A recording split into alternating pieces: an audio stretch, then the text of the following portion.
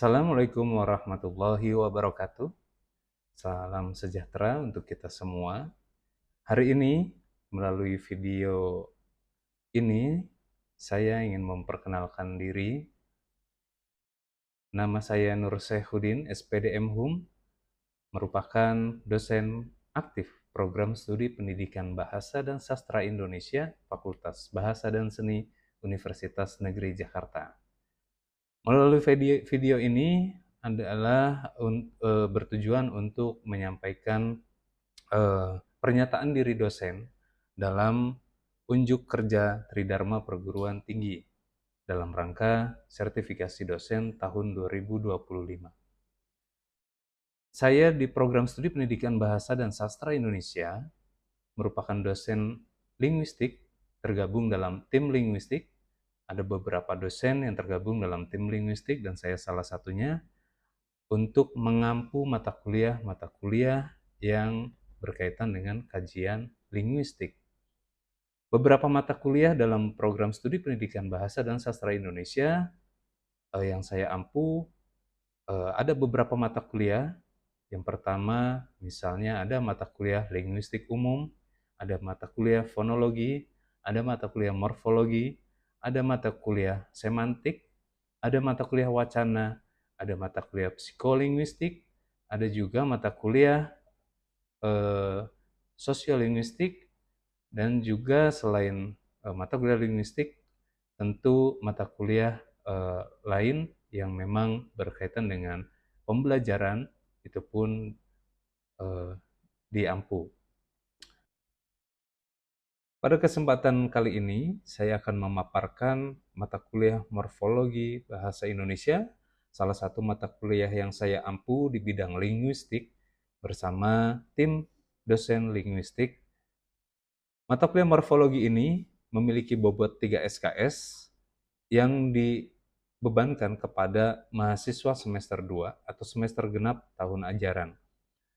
Mata kuliah morfologi bahasa Indonesia ini berbobot 3 SKS dilakukan selama 24 pertemuan, dengan 2 pertemuan adalah ujian tengah semester, yaitu di pertemuan ke-12, dan ujian akhir semester di pertemuan ke-24. Mata kuliah morfologi bahasa Indonesia ini juga merupakan mata kuliah yang dilakukan atau disampaikan setelah mahasiswa selesai mengambil mata kuliah linguistik umum dan fonologi bahasa Indonesia. Berikut yaitu deskripsi mata kuliah yang akan saya sampaikan terkait dengan mata kuliah morfologi bahasa Indonesia, antara lain kaitannya dengan kajian atau bahan kajian mata kuliah, lalu capaian pembelajaran lulusan atau CPL, dan capaian pembelajaran mata kuliah. Selain itu, metode pembelajaran atau kegiatan pembelajaran juga akan saya sampaikan, lalu media tugas serta penilaian yang diterapkan dalam RPS yang sudah saya lampirkan di awal pertemuan dengan mahasiswa sesuai dengan kontrak dan kebijakan perkuliahan yang sudah disampaikan dan dilampirkan di dalam RPS, serta sumber-sumber referensi yang digunakan dalam perkuliahan. Yang pertama adalah deskripsi mata kuliah, bahwa mata kuliah ini mencakup teori tentang hakikat sistem pembentukan kata dalam sistem morfologi, kajian analisis morfologi, proses morfologis, kaidah pembentukan kata dalam data bahasa Indonesia, dan problematika pembentukan kata dalam data bahasa Indonesia. Selain itu, mata kuliah ini juga memuat ringkasan bahan kajian dan metode pendekatan atau pembelajaran yang berpusat pada mahasiswa dan keterkaitan mata kuliah dengan profil lulusan Program Studi Pendidikan Bahasa dan Sastra Indonesia. Adapun bahan kajian yang dikandung atau yang terkandung dalam mata kuliah ini kaitannya dengan mahasiswa itu mampu menguasai teori tentang konsep dan pembentukan kata bahasa Indonesia melalui morfologi, lalu terampil dalam melakukan kajian kebahasaan dengan konsep dasar morfologi, proses morfologis, kaidah pembentukan kata, dan problematika pembentukan kata bahasa Indonesia dengan berbagai teks multimoda, yaitu melalui lisan, tulis, visual, audio, maupun audiovisual, secara kritis dan kreatif untuk berbagai tujuan. Metode yang digunakan dalam pembelajaran atau pendekatan pembelajarannya yaitu inquiry based learning, project based learning, dan case based learning. Keterkaitan mata kuliah ini dengan profil lulusan program studi, tentu mata kuliah morfologi sangat mendukung ketercapaian profil lulusan sebagai pendidik pemula bahasa Indonesia.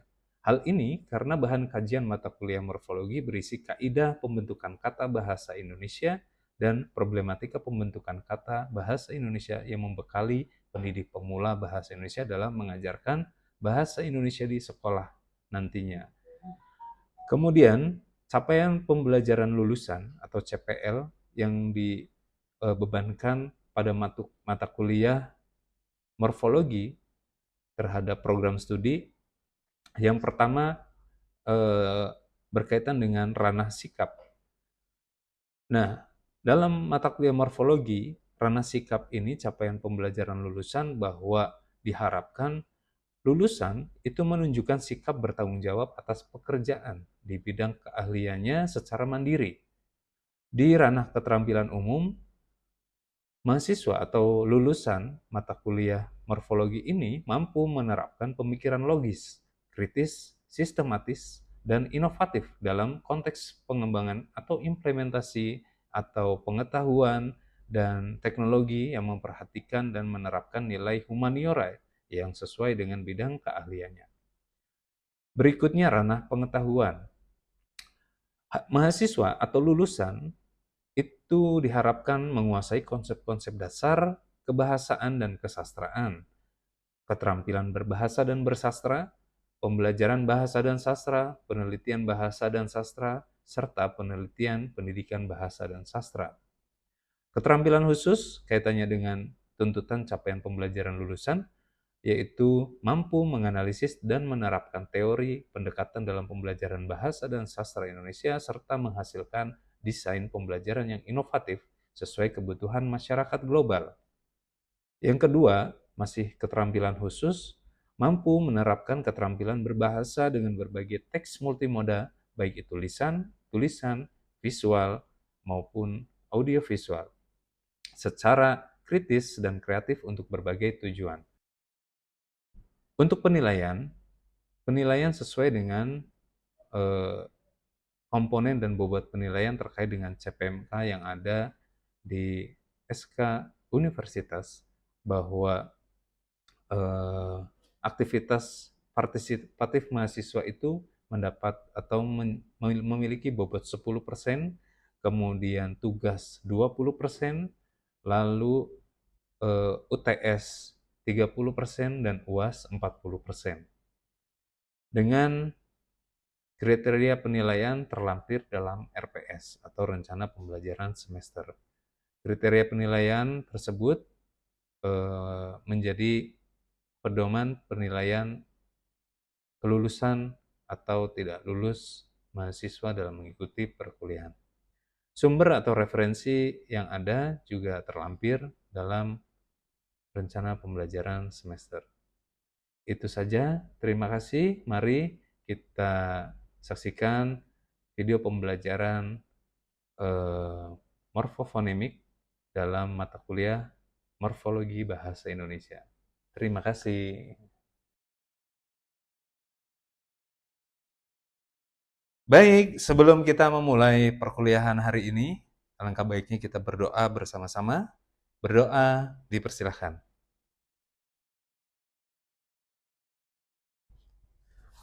Baik, berdoa selesai. Terima kasih. Baik, selamat pagi. Selamat pagi, Pak. Assalamualaikum warahmatullahi wabarakatuh. Waalaikumsalam warahmatullahi warahmatullahi wabarakatuh. Ya, salam sejahtera, sehat untuk kita semuanya ya.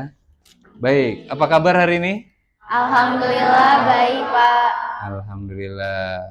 Sebentar, saya cek kehadiran terlebih dahulu nih sebelum kita masuk ke perkuliahan dan mempelajari materi hari ini.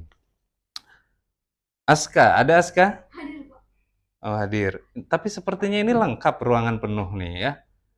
Iya, Pak, lengkap, Pak. PJ, siapa penanggung jawab? Hadir semua? Hadir, Pak. Oh, hadir semua. Alhamdulillah, luar biasa. Terima kasih. Tepuk tangan untuk Anda semua.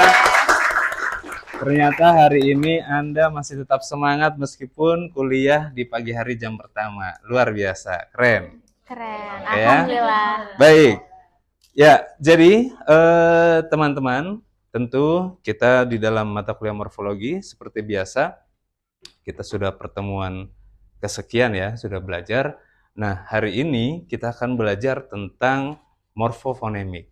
Tapi sebelum kita masuk ke materi morfofonemik, tentunya teman-teman saya akan selalu mengingatkan di awal perkuliahan kita bahwa mata kuliah morfologi ini sendiri memiliki capaian pembelajaran lulusan dan capaian pembelajaran mata kuliah. Nah, di setiap pertemuan kita selalu mengingat bahwa tujuan mata kuliah ini untuk apa? Setiap pagi nih ya, setiap mau memulai perkuliahan kan kita selalu mengingat itu ya. Nah, hari ini pun begitu, saya akan memberikan penguatan terhadap capaian pembelajaran lulusan yang akan kita capai. Tentunya program studi pendidikan bahasa dan sastra Indonesia memiliki beban, memiliki tugas, memiliki tuntutan untuk mencapai atau memberikan capaian lulusan sesuai dengan tuntutan yang diharapkan. Salah satunya Anda ketika lulus mata kuliah ini, harapannya atau tuntutannya adalah beberapa hal yang ada di sini. Pertama, terkait dengan sikap. Ya, ini selalu diulang-ulang ya, selalu diulang-ulang. Sikap menunjukkan sikap bertanggung jawab atas pekerjaan di bidang keahliannya secara mandiri. Bidang keahlian kita apa? Bahasa atau kebahasaan. Tentunya capaian lulusan kita di program studi adalah pendidik pemula, peneliti pemula, dan juga wirausahawan, gitu kan ya. Tapi wirausahawan di bidang bahasa. Baik, sebelum masuk ke morfofonemik, sebelumnya kita juga sudah belajar tentang afiksasi. Ya, proses morfologis. Ada proses afiksasi, ada proses apa lagi? Reduplikasi. Ada apa lagi? Komposisi. Ada apa lagi? Konversi. Oke, konversi. Ada apa lagi? Abreviasi. Oke. Baik. Jadi pembelajaran yang terdahulu yang sudah kita pelajari dalam proses morfologis tentu sangat banyak. Nah, ini salah satu topik yang menarik kaitannya dengan fenomena kebahasaan di dalam proses morfologis itu sendiri, yaitu morfofonemik. Baik. Jadi ada yang sudah tahu morfofonemik apa? Saya, Pak. Jadi morfofonemik itu merupakan kajian mengenai proses perubahan bunyi ataupun perubahan fonem yang akibatnya itu dari proses morfologis seperti afiksasi, komposisi maupun reduplikasi. Oke, tepuk tangan untuk Nur Intan, luar biasa. Ya, sebelumnya memang sempat kita singgung, ternyata Nur Intan masih sangat ingat mencatat ya. Ada ya di catatan ya, Pak. Luar biasa nih ya. Baik. Jadi memang morfofonemik ini apa yang sudah dikatakan Intan luar biasa. Jadi bisa kita analogikan atau kita bahas bahwa morfofonemik ini kaitannya dengan dua ilmu yang berbeda, yang berkaitan, yang saling keterkait gitu ya. Antara morfem dan fonem. Morfem dan fonem ini memiliki hubungan timbal balik ketika ada atau terjadi proses morfologis, ya, ketika terjadi proses pembentukan sebuah kata, entah itu melalui proses afiksasi, reduplikasi, komposisi, dan lainnya, gitu ya.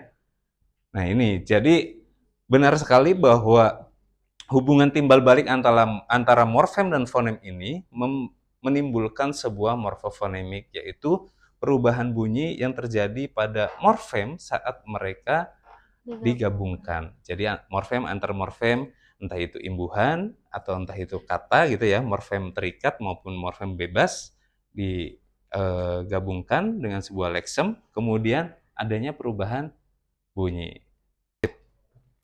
Ya, baik. Tadi sudah dijawab terkait dengan morfofonemik, dan ini hubungan antara morfem fenomena yang terjadi yang menggambarkan sebuah proses morfofonemik. Ya, hubungannya antara morfologi dengan fonologi tentu sangat kental, karena apa? Hubungan timbal balik antara morfem dan fonem. Kalau morfem ada di morfologi, kalau ngomongin fonem ada di Fonologi. Nah, jadi kita ingat lagi mata kuliah fonologi, kajian fonologi, ya kan? Nah, ini kenapa ada istilah morfofonemik gitu. Morfonya dari morfologi, fonemiknya dari fonologi. Jadi seperti itu. Baik, untuk morfofonemik itu sendiri, jadi kalau kita sudah dengar definisi atau istilah morfofonemik itu seperti apa, kira-kira penting nggak nih buat kita, buat Anda sebagai calon pendidik pemula? Penting nggak? Penting. Ada yang mau ngasih pendapat pentingnya seperti apa? Saya Pak. Ya, silakan. Jadi menurut saya morfofonemik ini penting bagi pengajaran bahasa. Oleh sebab itu para calon pendidik itu yang menguasainya pasti akan lebih mampu dalam memberikan pengajaran bahasa, menjelaskan struktur kata, serta menjelaskan tentang tata bahasa dengan lebih efektif. Iya, baik sekali, lengkap.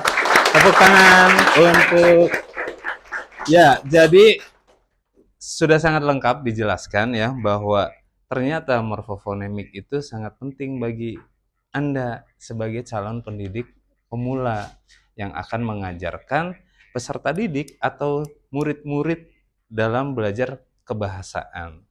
Nah, tentu dengan morfofonemik kita akan mengetahui nih ya, ini sebagai landasan atau fondasi tadi yang dikatakan teman kita. Di sini ada kaidah asimilasi. Yang pertama adalah luluh dan berubah menjadi nasal. Itu kaidah pertama. Kaidah kedua, tidak luluh, tapi prefiksnya, ya, afiksnya, itu berasimilasi. Berasimilasi berarti apa?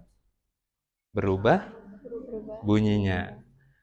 Bunyi vokal yang ketiga adalah bunyi vokal dan prefiks meng. Nah, ini akan terjadi asimilasi. Baik, kita bahas. Di sini kaidah pertama ya, kaitannya dengan luluh dan berubah menjadi nasal. Sebelumnya juga ini sudah pernah dibahas dalam proses afiksasi. Ya, dalam afiksasi. Jadi, yang pertama, kaidah pertama bahwa konsonan awal kata dasar P, T, S, dan K itu akan luluh atau hilang. Dan prefiksnya yaitu me dan pe akan berasimilasi menjadi bunyi nasal. Nasalnya apa nih biasanya? Tergantung ya, nasalnya menjadi nasal yang memiliki titik artikulasi tempat produksi bunyi yang sama dengan konsonan yang luluh tersebut.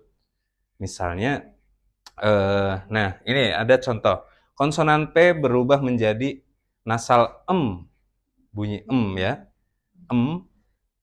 atau bunyi nasal itu kan nasal bilabial. Bilabial apa? Ya, bibir atas dan bibir bawah artikulatornya. Masih ingat ya? Jadi ketika ada imbuhan me bertemu kata dasar atau kita gabungkan dengan kata dasar yang berawalan huruf P, misalnya pukul. Jadi memukul. Nah, konsonan P pada kata dasar yang di awal kata dasar itu kan bunyinya apa? Produksi bunyinya bilabial juga kan? Nah, itu yang disebut asimilasi. Nasal itu lebih dekat atau hampir sama dengan bunyi cara membunyikan P. Gitu. Gitu kan ya. Jadi sehingga luluh sama dengan di bawahnya. Nah, mengapa di sini dijelaskan? Ya, tentunya hari ini kita sudah belajar kaitannya dengan proses morfologis, yaitu adanya fenomena morfofonemik dan asimilasi. Nanti setelah materi ini disimpulkan, Anda akan membentuk kelompok untuk mengerjakan atau mencari kasus tentang perubahan bunyi ya, kaitannya dengan morfofonemik dan asimilasi ini sendiri. Lalu baru nanti masing-masing kelompok akan mempresentasikan hasil diskusi Anda, kalian, masing-masing kelompok untuk menyampaikan beberapa atau kasus-kasus yang sudah Anda dapat dan menganalisis dengan asimilasi atau morfofonemik ini. Baik, sebelum dibagi kelompoknya nih, gimana? Masih semangat kan? Baik, semangat luar biasa. Tepuk tangan untuk kita semua. Baik, sebelum kita berkelompok duduknya, kita simpulkan dulu nih dua materi ini untuk pembekalan Anda masing-masing kelompok. Hari ini siapa yang dapat menyimpulkan nih? Ayo, dari sini ada? Saya, Bapak. Oke, siapa namanya sebutkan?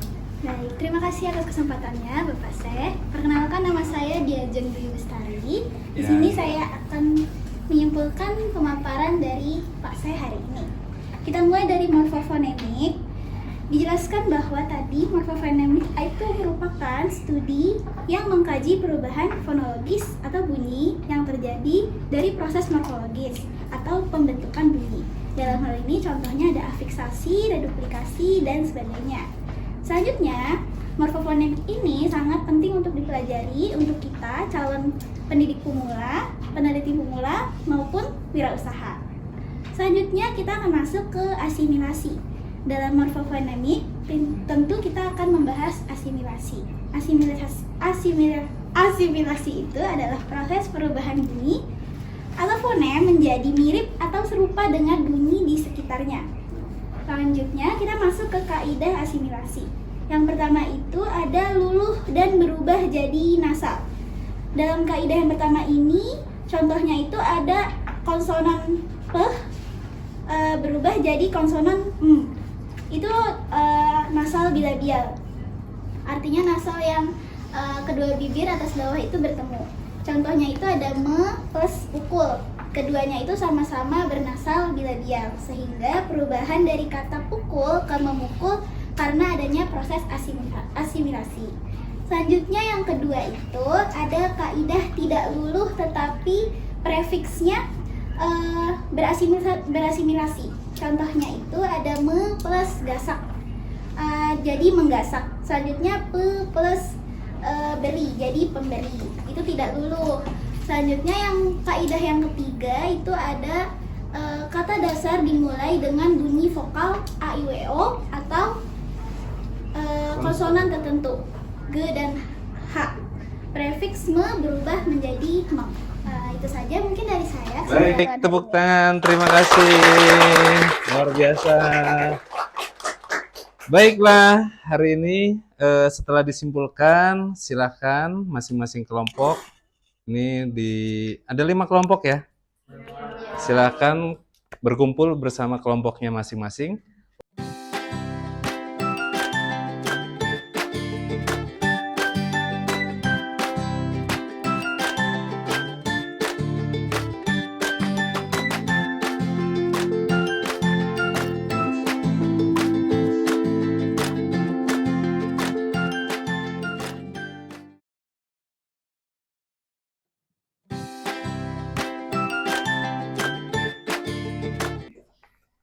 Baik, semua sudah selesai diskusinya? Masing-masing kelompok? Saya harap masing-masing kelompok tidak ada yang sama dalam membahas kasus atau fenomena yang terjadi dalam kebahasaan kita gitu ya, di kasus yang Anda cari masing-masing kelompok. Baik, sehingga nanti hasilnya bervariasi nih masing-masing kelompok ya, hasil analisisnya. Baik, kita mulai untuk mengevaluasi. Nanti kelompok masing-masing kelompok akan diwakili oleh 2 orang untuk menyampaikan hasil diskusinya, analisisnya terhadap fenomena bahasa yang terjadi di sekitar kita. Baik, mulai dari kelompok 1. Kelompok 1, sudah siap? Sudah. Silakan perwakilannya untuk menyampaikan hasil diskusinya. Baik, Pak. Baik, Bapak. Terima kasih atas kesempatannya. Jadi kita akan menjelaskan tentang perubahan fonem dan juga penambahan fonem yang terjadi di lingkup kebahasaan kita. Jadi yang pertama itu akan dijelaskan oleh saya, Maria Ulfa, terkait perubahan fonem. Prefiks per berubah menjadi pe bila bertemu kata dasar yang diawali fonem R. Ini dilakukan agar tidak terjadi pengulangan bunyi R yang sulit diucapkan. Contohnya, prefiks per ditambah kata dasar rasa menjadi berasa. Iya. Prefiks per ditambah kata dasar ramah menjadi peramah. Jadi bukan perasa atau peramah. Baik, itu tadi yang disampaikan oleh kelompok 4. Tepuk tangan untuk kelompok 4. Sekarang giliran kelompok terakhir, kelompok 5. Silakan kelompok 5. Siapa perwakilannya? Ya, silakan. Perkenalkan nama saya Doni Ardianto. Kali ini saya akan menjelaskan ada pelepasan fonem. Pelepasan fonem itu adalah proses sebuah fonem yang berlepas dari ketika di sebuah leksem digabungkan. Misalkan dalam kata berenang. Berenang itu kan ada R-nya ada 2, ada kata ber sama renang. Nah, di situ kan R-nya saling ada di situ. Jadi salah satu dari R itu dilepaskan jadi berenang. Kemudian ada lagi misalkan contohnya Ananda. Ananda itu dari kata anak dan da. Nah, fonem K-nya itu hilang, resak gitu. Jadi ditambahkan jadi Ananda. Oke, baik. Terima kasih kelompok 5, tepuk tangan. Ya, baik. Sepertinya waktunya sudah habis. Kita juga tadi sebelum diskusi untuk menggali kasus dan membahas, menganalisis kasus yang ada, fenomena yang ada, kita sudah melakukan refleksi. Sekali lagi, di akhir pertemuan ini, tentu luar biasa teman-teman sudah semangat ya selama pembelajaran. Terima kasih semuanya. Bagaimana morfofonemik ini dan asimilasi?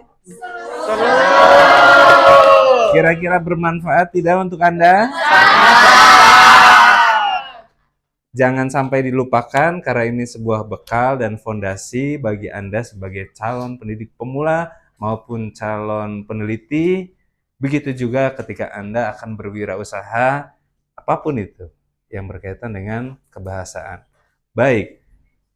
Kesimpulannya terkait dengan morfofonemik tadi sudah disimpulkan oleh teman kita. Di sini sebenarnya ada sudah saya tampilkan, tapi tadi sudah disimpulkan oleh teman kita ya, sehingga saya tidak perlu mengulang untuk memberikan kesimpulan, karena tadi kesimpulan yang diberikan oleh teman kita juga sudah mencakup kesimpulan yang saya buat.